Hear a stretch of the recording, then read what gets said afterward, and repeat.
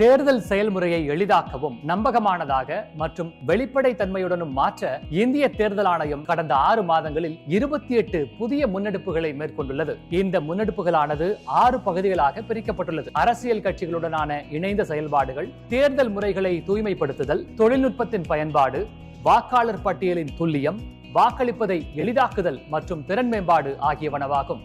இந்த பகுதியில் சிறப்பு வாக்காளர் பட்டியல் திருத்த பணி பற்றி பேசுவோம்.